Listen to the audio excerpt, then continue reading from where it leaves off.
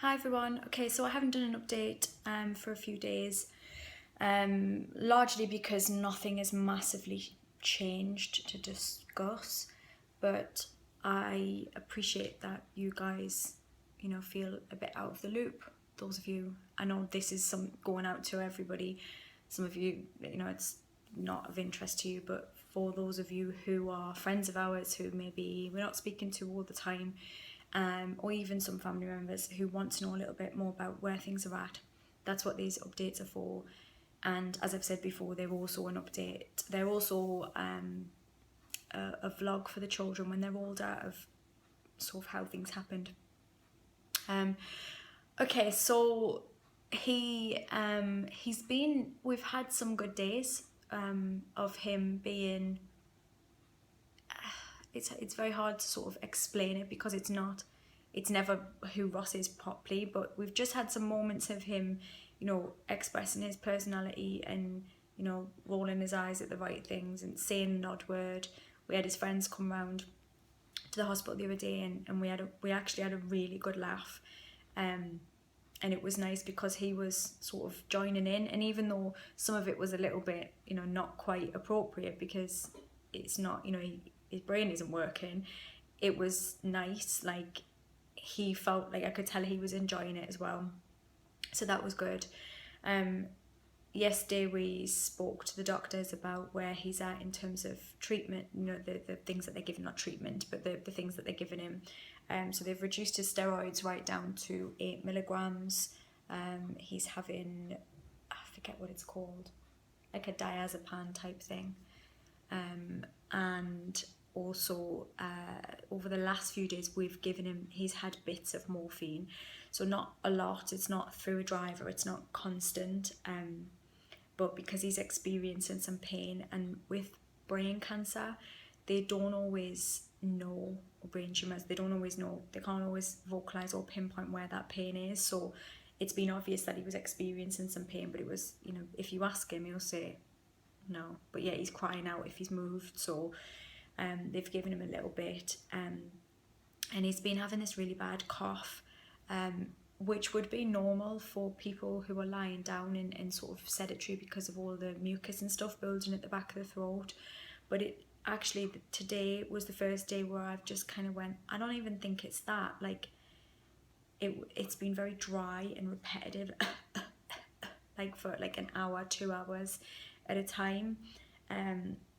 So they've given him some morphine to settle it, and what they basically just think it's that some swelling is happening, some activity on his brain, and it's probably pushing part of his brain which activates that cough mechanism, and it's just making him repetitively cough, almost like a seizure really, like it's not for any reason, and he's not, other than the fact that he's having to cough, he's not in discomfort, like his chest is clear.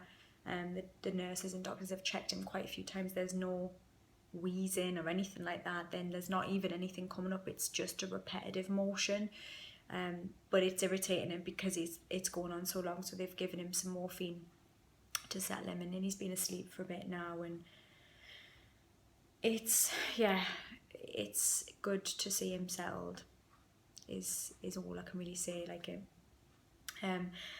I'd like to thank everyone as normal for their messages. I can't respond to all of you, but I respond to some of them now and then, and yeah, I read them. It's lovely. It's really kind of you to offer your support, and the same from the family as well. And those of you who've donated to Might and Hospice, that's fantastic, amazing, like it means so much, like just incredibly, so do let me know so I can thank you personally as well if that is what you've done, because I know that there's those of you donating across the world, and it's just a beautiful thing, and it's just a good thing of what we can do as people. And one of the things that I wanted to sort of address on this video was how I'm dealing with it, and the word inspirational gets thrown at me a lot, and I have a bit of a hard time with that because I sort of feel like, I don't know, inspirational makes it feel like there's like a conscious, I don't know, maybe that's wrong, but and I just feel, I just want to let you know that, and you might be going through this as well yourself, there is no right or wrong, okay?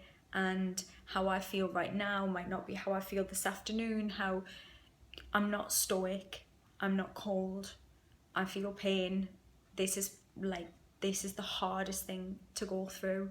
My heart is broken. Like, I'm not pretending to be fine. Like, I spoke to the doctor the other day, and obviously her concern was, am I just putting up a mask?